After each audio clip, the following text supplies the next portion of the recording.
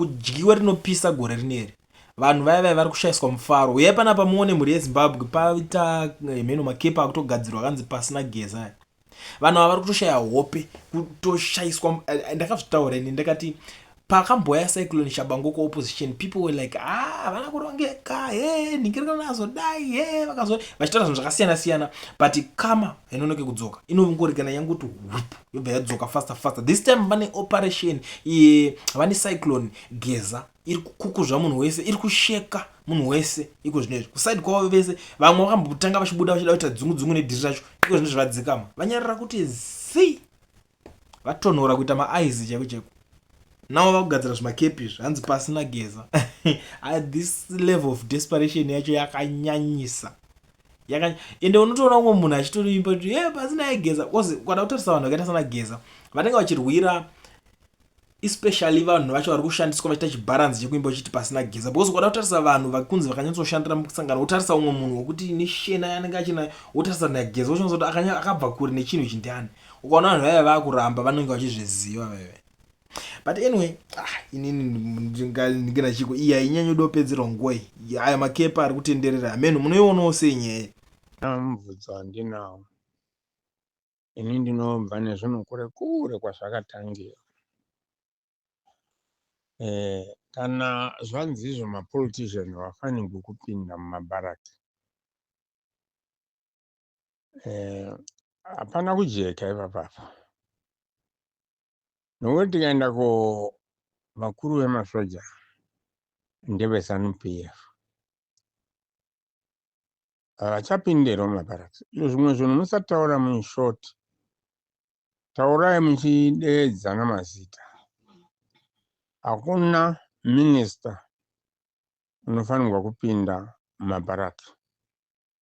Zvichazvo kuti minister of defense, he belongs to another political party, handiti. As he belongs to another political party, is a minister, so he is not allowed to enter the barrack. Let's be all that open there. Let's make our things open. Don't talk in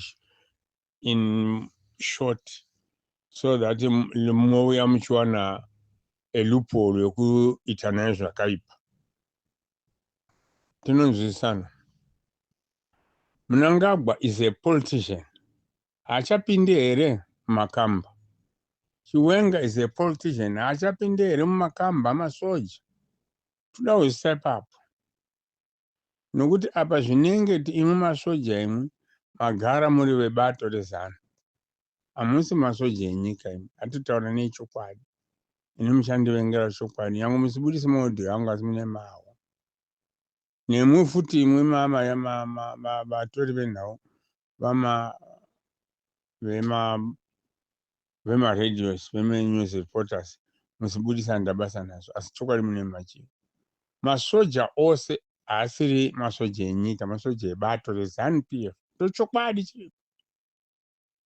Ndochokwadi chiripo. Inyaya yekuti kwakarobhewa, munhu akarobhewa, vanhu vakarobhewa, kwakapfekwa masoja, hakuna chinhu chakadaro. Masiaiwo vanoita basa rei? Vanhu veFAZI vanenge vari kupi? Vanodlei? Ipapo vanhu veFAZI, masiaiwo ndo vari kuita basa iroro. Handi vane freedom yekupfeka mauniform? Inda muchibahwa kumesa navanhu veZANU makatarira mazuva ese. Kubva 1990 muchibahwa kumesa. 1980 muchitobva bviswa varungu pachigaro. Muchingobahwa mumeso nechinhu chimwe chete. Mubahwa meso muvhagwa, mubahwa pfungwa muvhagwa. Vanhu itai mushe mwanini. Itai mushe. Ndianiko kumasoja wacho mukuru unonzi lieutenant kana kuti major usina kufa neZANU-PF? Usina kufa naMnangagwa. Handiti makapa Mnangagwa simba rose rekushanda nenyika yenyu kuti mushanda nyika musha wake. Saka mose imba munotaura nhema mumasoja acho nemwi semumaovheti, pane chokwadi chamunoda kutiudza. Hapana zvachose. Seni ndokuzivai kuzhe nokumukati memwoyo yenyu zvamunoita. Mabasa enyu ose ndoazivai. Hakuna munhu unonzi uri kuarmy asiri pakuzikamwa naMnangagwa kuti akamira sei. Hapana. Pamuri apo munosevenza fanika vashandi vekambani dzamaIndia. Mumwe ndomwe ndiforomani kana ndimanija womumwe. Ndozvamakaitwa mumasoja. Umwe nomumwe ndimanija womumwe, umwe nomumwe ndiforomani womumwe musoja. Munoda maprivacy muchinzi iwe ndiwe foromani, iwe ndiwe foromani. Anditi maseo hobho kamba nekamba kuno mugodhi weacid inokandwa vanhu. Kamba imwe neimwe ina maseo anobaya vanhu mainjection, vamwe vavete vamwe vadhakwa. Madoro anomugwa mumakamba. Ndiwo zvinhu zvinonetsa munyika imomo. That's why muchiona majenerali achingofa. Vamwe vanoenda achimwa namamwe achitimwa namajenerali mamwe. Kunouya jenerali vomusiya iwo uye wopoisona doro rako. Iwongo wachimwa doro rapoisoniwa. Mumamuya mumakamba mumabharaki muya vanotengesa vaya. Masiya iwo anotoudza kuti upoisoni doro raunopa nhingi. Upoisoni doro raunopa nhingi. Hapana imwe strategy inoshandiswa inoshandisiwa vanhu vakadzibata pamberi. Vose masoja ari kumakeshi anomakesheyazi amabvawo. Masiya iwo. That's why Mnangagwa achiti takachibata chinhu chedu. Iye nevana vake. Anditi saka itai kwazvo taimusha. Kana musina muchitsanangurai pakuti Mnangagwa apinde mukamba. Nai handiti politician. Chiwenga apinde mukembi. Nai politician. Minister of Defense apinde mukamba ndi politician. Iyapo ndikahusisa asi muzowasa wopinda usiku vanhu vareti.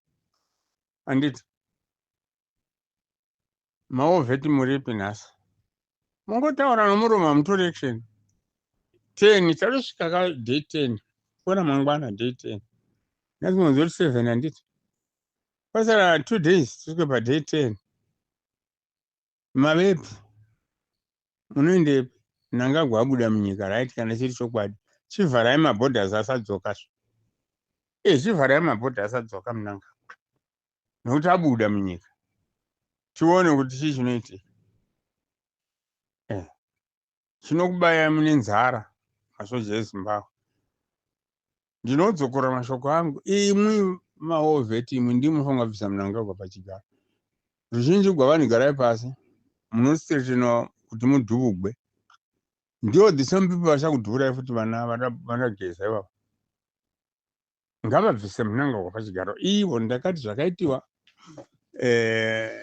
mundara wekuSouth Africa gandanga guru Zuma anambokora achimbonzi vanhu kudini Zuma angoita metsi dzisina kunaka.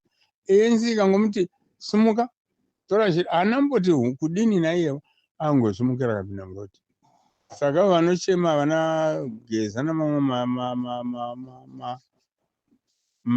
vagwadziwa nevamwe vane zvironda mumuviri mavo nemumwoyo mavo zvokuti Mnangagwa achavaiti zvakanaka. Ngavalokuze ngavamudzi abve muchigaro. Anindo vakamuprotekta vakamubvisa vakabvisa Mugabe vakamuisa. Ende ari iye wakauraya Mandebere kwezvo. Ndiye anga ari Minister of Defense. Ndiye anga ari Minister of Defense. Akauraya Mandebere too much. Munoti 20,000 havasi 20,000 about 200,000 vanhu vakafa uko. Not 20,000 200,000 vakafa kuMatabeleland. Vashurwa naMnangagwa. Mwandu munyika. Musambondiudza nemi. Hatichivei nechokwadi chinoitika. Anyway. Saka ndozvandanga ndikuudzei kuti kana musina kutiudza chokwadi budirai vanhu pachena kutiko vanotenderwa kupinda mumabharaki ndivanani. Musangoti vanhu mapolitician atenderwa muri kutageta opposition members. And opposition member yacho makamavhara makamavuraya vodotla nokumira pamberi. Chandawa chataugwa naGeza ndechoti uyo ngaasungwe. Iye haasungwi sei. Vanhu vose vanoita killing people havasungwa, vanomisuse mitemo havasungwi nekuti vanenge vari padhuze naMnangagwa. Hazviiti zvinhu izvozvo. iye zvino munhu muziyambe ziyamba anoudza munhu kuti geza anofanirwa kuvapuwa mukaka wongwena zvoreva kuti sei asina kusungwa dai akanga ari Chamisa taura zvantai dai akasungwa ziyambe ngaasungwe mangwana chaiko hangatauriri kuti vanhu vapuwa mukaka wongwena nguva takabva kudhara uchingonzi munhu wepositingi angotaura chinonzi ngaasungwe wataura zvinokonzera musindo anoinfluensa noise munyika anoda kuurayisa vanhu naivo ngavasungwa naziyambe Mnangagwa ngaasungwe zvino ukatarira Mnangagwa asimbotaura rabishi dzake dziya akanyanya but vana ziyambe rinode mberi notaura rabishi ngavasungwa naziyambe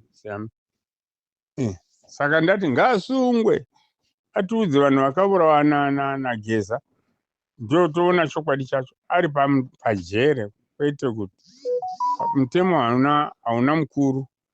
No one is above the law. Sungai ziyambe. Gasungwe ziyambe. Yeah.